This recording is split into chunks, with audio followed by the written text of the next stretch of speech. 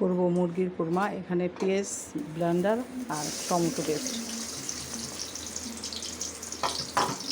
এটা তেজপাতা, এটা ধনিয়া পাউডার, এটা আদা রসুন পেস্ট,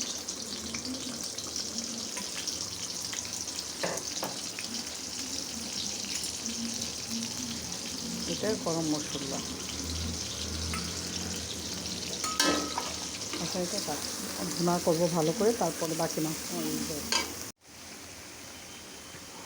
মশলাটা ভুনা হয়ে গেছে। এখন মুরগির মাংসগুলো দিয়ে দিব।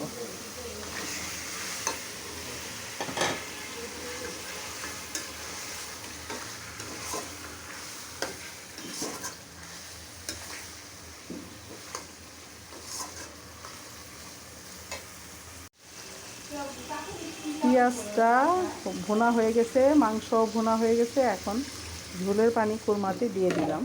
অল্প ঝোলের পানি দিব, কুরমাটা তেলের উপরে আনবো। এটা দেশি মুরগি কুরমা।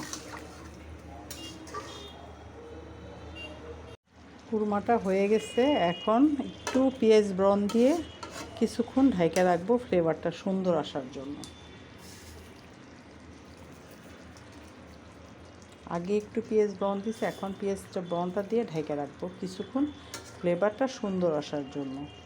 এটা দেশি মুরগির গরুর দুধ, পাউডার দুধ দিয়ে রান্না করা। টক দইয়ের বদলে পাউডার দুধ দিছে। রান্নাটা কেমন বলবে।